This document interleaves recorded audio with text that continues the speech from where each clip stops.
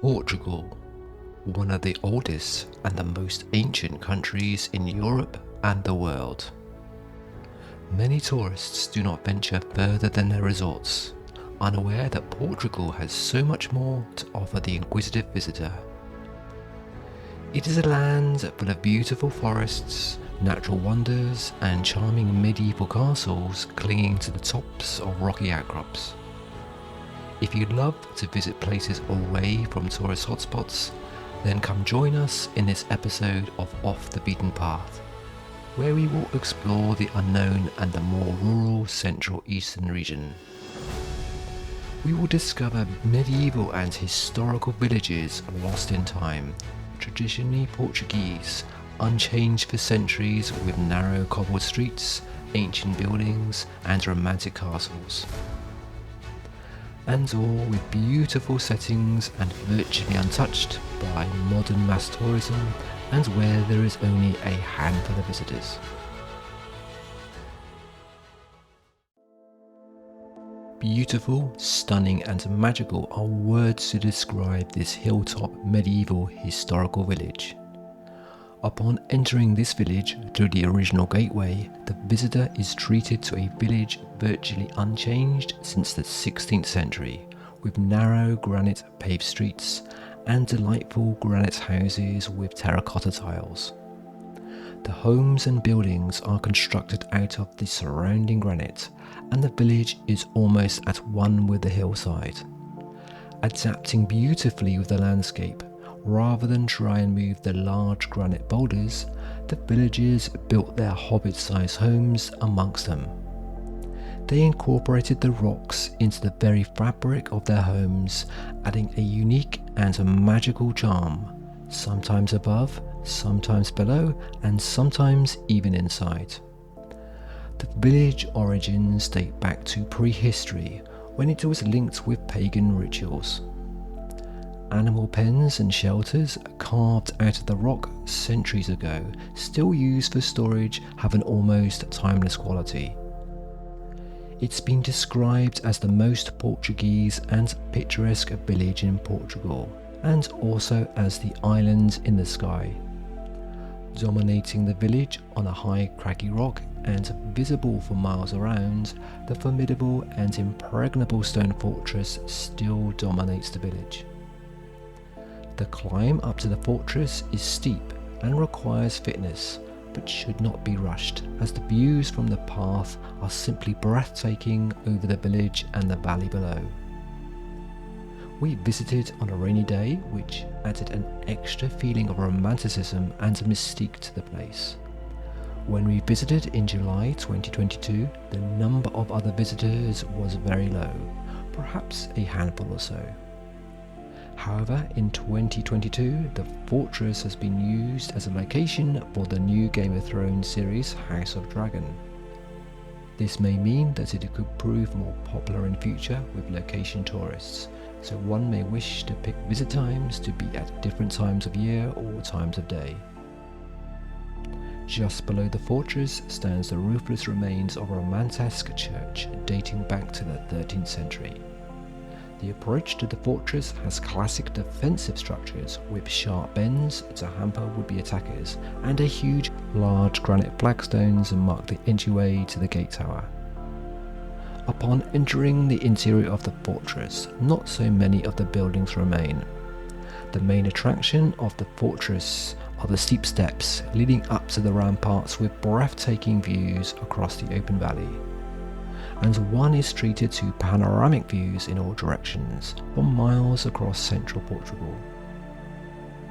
With such a dominating position, there is no wonder that it's never been taken by force or assault despite countless sieges due to its isolated location at the height of 758 meters. The Romans tried and failed, as the villagers tricked them by throwing a fat calf over the fortress walls to make them think they had stores full of food and yet would never yield. The momentous event is celebrated every year in spring, with young girls dressed in white who climb to the top of the castle and throw a calf made of roses and jars of flowers over the ramparts. This village and fortress is really magical and a beautiful place to visit if you're ever in central Portugal. On entering this medieval village, the Gothic gateway has a defensive balcony where the soldiers would throw all sorts of nasties down onto anyone who dare try and enter the village uninvited. This ancient village has a unique medieval atmosphere where all the houses are made of granite with terracotta roofs. Exploring the narrow cobbled alleyways, one can really get a feel of the ancient times centuries ago. Being a village off the tourist trail, the alleyways and streets are empty and one can enjoy them alone. At the top of the village, in a dominating position on a rocky outcrop, is the castle in an excellent preserved condition. The castle gate faces the town's central square and is over 2 meters in height and partly carved out of the huge rock. A short but steep climb to the entry of the castle via the original steps leads into the main castle courtyard. Immediately one will notice the single tower keep looming down from a higher rock outcrop. Unfortunately, there is no entrance to the tower accessible to visitors. Visible inside the courtyard is the sallyport, the secret exit for the defenders to escape to the outside of the castle in times of need. However, the main attraction is the castle ramparts, which, if one is fit enough, can climb via some steep stairs. The ramparts are not suitable for anyone with vertigo as they are very narrow with sheer drops down the rocky cliff. But the reward for those brave enough to tackle them is simply stunning, with panoramic views across the valley for as far as the eye can see. The castle is situated over 700 meters above the valley floor, a formidable defensive position, a frontier castle close to the Spanish border. The ramparts also provide a lovely view over the village below, with all the terracotta roofs and the medieval buildings glistening in the sunshine. The village is encircled by strong defensive town walls, which are very well preserved and best seen from the viewpoint of the castle ramparts. All in all, a truly beautiful and lovely medieval village and worthy of any quiet visit. This delightful little town hasn't changed much since its peak in the 13th century. The maze of narrow streets all lead to the main piazza of the town, which is grand with a lovely church and a former town hall, both standing proud in its centre. On the town hall is the royal coat of arms, which retains great symbolism. And spanning out from the main piazza, this fortified small town is surrounded by ancient walls and has narrow cobbled streets lined with traditional medieval houses. The little streets follow the original medieval layout of the town. Leading away from the main square, one will find the old Jewish quarter, now an alleyway lined with beautiful flowers which are a delight to wander through. This area has perhaps the most attractive alleyways in the whole town. On the other side of the alleyway are attractive ancient buildings adorned with lovely flower boxes. This pleasant alleyway leads up the hill to the castle at the top of the town. At the top of a small hill is the fortified castle, a barbican. This castle and a small section of the original town walls that used to surround the whole town is all that remains. The little hilltop medieval village is quiet and understated with a charming atmosphere. The cobbled streets are narrow and the houses colourful with pretty roofs. Most streets are picturesque with colourful flowers and plants to add extra charm. It's a fortified village located at a great height on a rock and was important to the defence of Portugal against Castilla in the 17th century. The narrow streets are quiet, unspoilt and tourist-free, and it's easy to lose touch with modern life and just lose yourself wandering its streets. The main attraction of the town is the castle at the west end of the village, built between the 17th and 18th century. From a distance with the walls, it looks like a cobra snake and coils around it, ready to strike. Getting closer, the defensive medieval design can be seen with twisting tight corridors to confound the enemy and aid the defenders with a number of gateways. As one enters the main castle area, which is now mainly grass, one is attracted to the jaw-dropping views over the countryside. Looking over the outer walls, the castle is balanced, almost clinging to the foreboding rocky outcrop.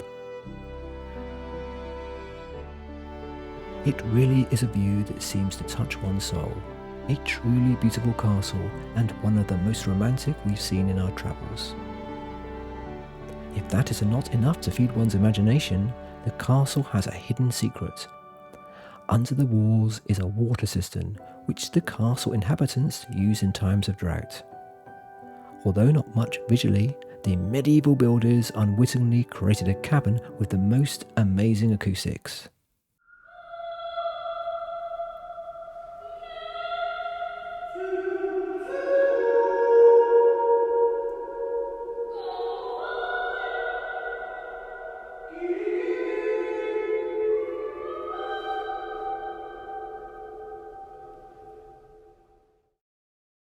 This small hilltop medieval town is one of the gems in the region. One of the best preserved, unspoilt medieval towns in Portugal, with a jumble of whitewashed houses with red terracotta roofs clinging to the sides of the lush hillside, with the feeling of being transported back centuries.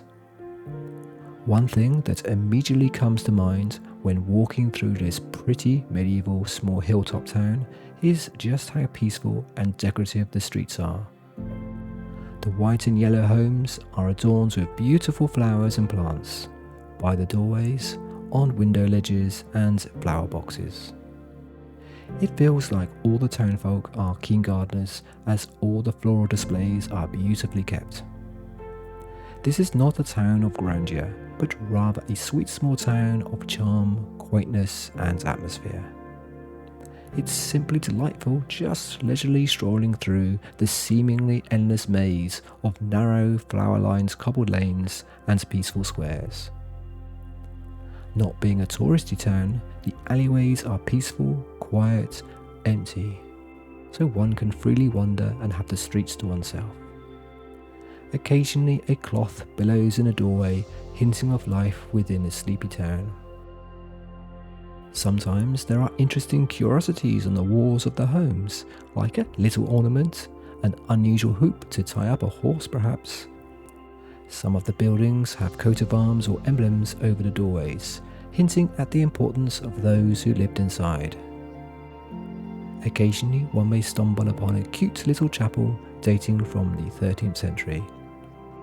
Towards the edge of this little town are the crumbling defensive town walls, with the houses almost at one with the ancient stones.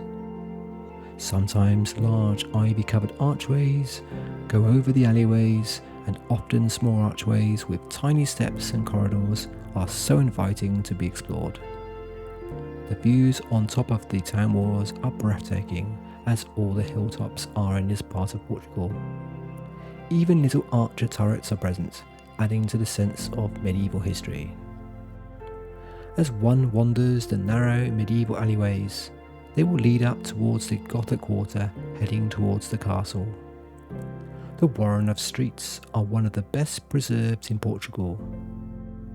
As the streets climb higher, the visitor is rewarded with some lovely views back over the town. It's impossible to not stop, have a rest, and there are photo-worthy views abound. The cobbled alleyways are a delight to wander through, and with steps, arches and beautifully decorated buildings. At the top of the hill, one will not fail to notice the impressive castle. The high walls and the huge gateway show the power of this defensive fortress. There is a single keep, still standing proud and dominating the skyline. Although not extensive, the castle has a certain atmosphere and worth the visit for the wide-ranging views over the countryside and mountains beyond. All in all, a wondrous little town and worthy of any visit for those quiet travellers who love unspoilt towns. This brings us to the end of some recommendations for medieval villages off the beaten path. Central Eastern Portugal has so much more to offer the visitor in addition to lovely villages and hill towns. We recommend that a visitor explores the charming countryside by small car or even bicycle. Take a drive along the quiet roads winding through the rolling hills and valleys, and one will be treated to some lovely scenery. Forests and woodlands line the hillsides, and sleepy hamlets scatter the landscape, narrow gorges with lush flowing rivers, and amazingly preserved castles. Towards the Spanish border, there are more beautiful national parks, and towards the west, the enchanting sleepy villages. I hope you have enjoyed your journey with us through unspoilt towns, villages, and the countryside of Central Eastern Portugal. And I hope to see you soon on another episode of Off the Beaten Path. Don't forget to subscribe, comment, and to like this video, and thanks for watching.